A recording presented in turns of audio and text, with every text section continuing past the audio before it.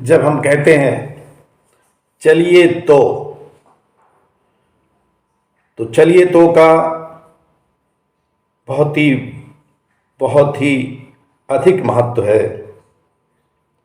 ये एक ऐसा वाक्य है जो आपके अंदर क्रांति ला सकता है। ये केवल वाक्य नहीं, ये मंत्र है। आपके अंदर आमूल चूल परिवर्तन लाने का मंत्र है। चलिए तो अधिकांश लोग चलना आरंभ ही नहीं करते। वो उसी जगह स्थिर रहते हैं जहां थे वहीं रहते हैं, और ये उनको पता नहीं होता है कि ऐसा हो रहा है।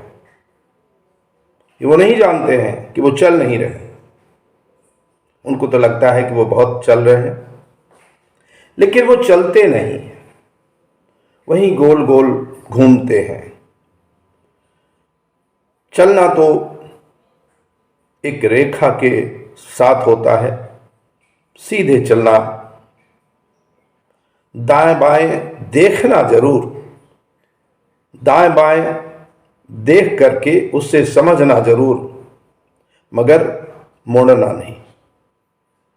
ऐसी आपकी दृष्टि हो, ऐसा आपका आत्मचिंतन। और अगर ये मंत्र आपको कंठस्थ हुआ, और कंठस्थ ही नहीं, आप अनवरत इस पर ही चले, तो चलिए तो का अर्थ वास्तव में क्या है आपके लिए आप खुद जान जाएंगे। एक जगह बात आती है, सफलता का एक और मंत्र आता है, वेनी विडी विसी। आई केम, आई सा एंड आई कांकर। ऐसा कैसे होता है? कभी सोचा है? कैसे होता है कि ये कह सके कोई, आई केम, मैं आया, आई सा, इतना ही समय लगा, वो आया, उसने देखा, आई सा एंड आई कांकर्ड, और वो जीत गया। वेनी विडी विसी। ये संभव है। आपको लगता होगा कि ये संभव नहीं है, लेकिन ये दुनिया में समय समय पर अनेक महापुरुषों ने सिद्ध करके दिखाया है। बड़े बड़े वैज्ञानिकों ने करके दिखाया है, बड़े बड़े सेनापतियों ने करके दिखाया है। और ये जीवन आपका एक युद्ध ही तो है, सतत युद्ध, अनवरत युद्ध, बाहर से और अंदर से भी। लेकिन इसमें बाहर जब आप देखते हैं, और जो भी देखते हैं, और अपने कार्यों के, अपने उत्थान के लिए बाहर की यात्रा करते हैं, तो अगर धार्मिक हो गए तो तमाम तरह के कर्म कांड करते हैं। जिस भी धर्म, मजहब, संप्रदाय के मानने वाले होंगे, आप उस अनुसार तरह तरह की कर्म कांड करते हैं, तरह तरह की आस्थाएं रखते हैं, तरह तरह के विश्वास रखते हैं, और उन्हीं आस्थाओं से आप बाहर की यात्रा करते रहते हैं, बाहर भटकते रहते हैं। और बार बार उन यात्राओं को करते हुए कभी किसी धार्मिक स्थल में गए, कभी किसी पूजा स्थल में गए, कभी पूजा की, कभी नमाज अदा किया, कभी चर्च में गए, कभी घर में तरह तरह के संस्कार किए, लेकिन यात्रा आपकी बढ़ी नहीं। बढ़ी तो इतनी सामान्य कि वो उल्लेख करने योग्य नहीं रही। क्योंकि आप तो बाहर की ही यात्रा कर रहे थे। हम जो आपको बार बार कहते हैं चलिए, तो उसका मुख्य आधार है और मुख्य बल है कि चलिए तो जो आप बाहर की यात्रा में चलते हुए दिख रहे थे, वो उस चलिए तो का सही अर्थ नहीं था। आप अंदर तो चले ही नहीं, अपने अंदर तो झांके ही नहीं। आपके अंदर कौन सी शक्ति है, कौन सी ताकत है, कौन सी ऊर्जा है, ये तो आपने देखा ही नहीं। अपनी ही ऊर्जा की तलाश आप बाहर करते रहे। मैं उदाहरण दूंगा एक विद्यार्थी का। विद्यार्थी एक वो होता है जो लगातार स्वयं से बात करता है, अपने आप से बात करता है और अपनी उन त्रुटियों को ढूंढ लेता है जिसके कारण वो कमजोर था।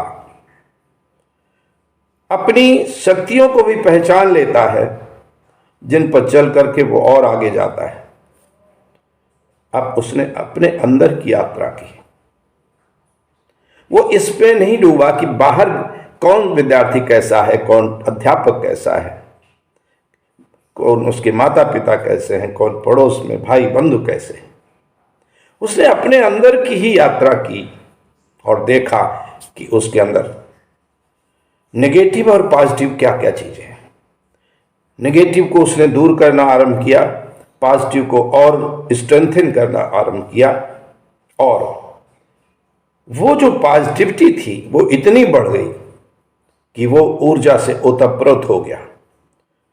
अथाह ऊर्जा उसके अंदर जो पहले विद्यमान थी उसको उसने पहचान लिया और केंद्रित होकर के, बिना डाइवर्ट हुए, बिना बाहर भटके हुए, वो उसी ऊर्जा को लेकर के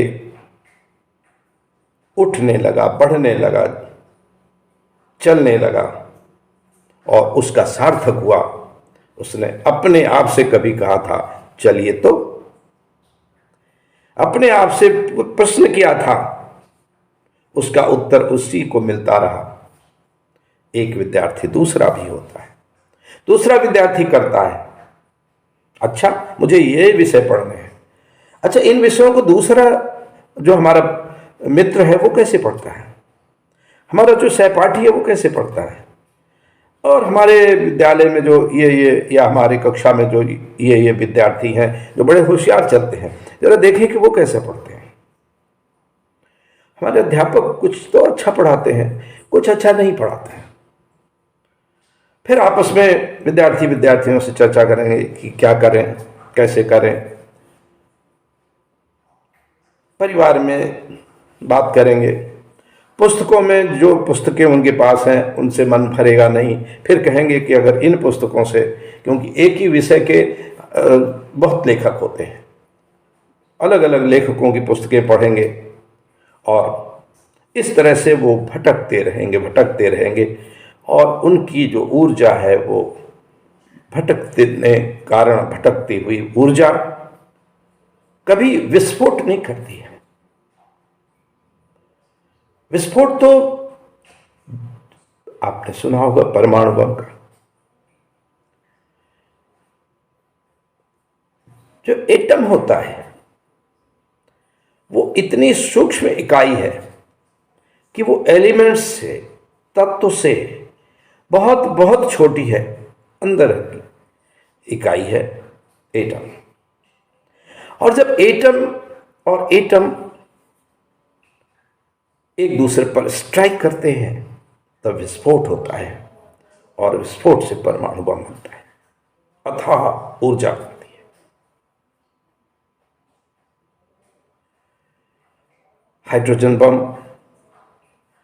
हाइड्रोजन बम में भी एक क्रिया होती है।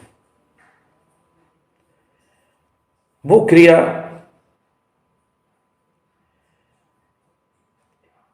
हाइड्रोजन और हीलियम दो एलिमेंट्स हैं, उनके आपस में मिलने से एनर्जी निकलती है, अथाह ऊर्जा।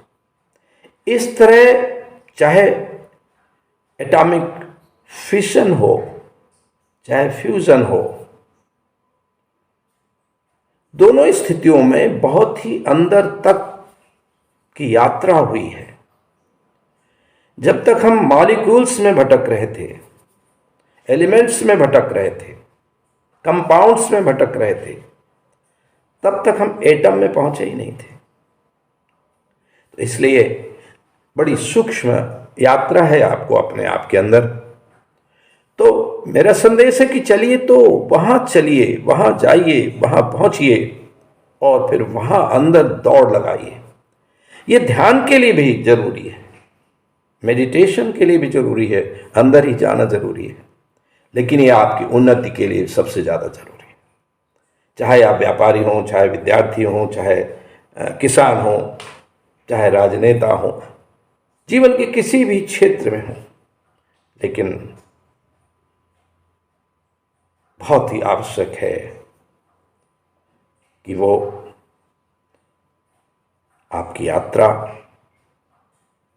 एकाग्रचित्त हो, आप अपने को पहचाने और पहचान के साथ यात्रा करें तो आपको सफलता निश्चित मिलेगी। जिस क्षेत्र में आप और अधिक अपने को पहचानते हुए काम करेंगे उसमें ज़्यादा सफल होंगे, क्योंकि कई बार अंदर की यात्रा से ही पता आपको चलता है कि आप का ये क्षेत्र तो नेगेटिव है, इस क्षेत्र में तो आपका मन कम लगता है, और बाहर के वातावरण से आपने उसी क्षेत्र को चुन लिया जहां आपके अंदर न ऊर्जा उतनी थी, ना वो इंटरेस्ट था। तब आपकी परफेक्ट जो यात्रा होती है अंदर की, वो हुई नहीं थी। इसलिए आइए चलें और चलते रहें, मगर केवल बाहर नहीं, अंदर की यात्रा के साथ। और फिर मैं कहूँगा, उठिए, जागिए, चलिए तो, और फिर मिलेंगे। और इसी आशा के साथ कि इस चलिए तो में आपके अंदर कहीं न कहीं यात्रा आरंभ हुई, या यात्रा बहुत तेजी से चलती हुई आपको किसी मंजिल तक ले जा रही है। आपको शुभकामनाएं।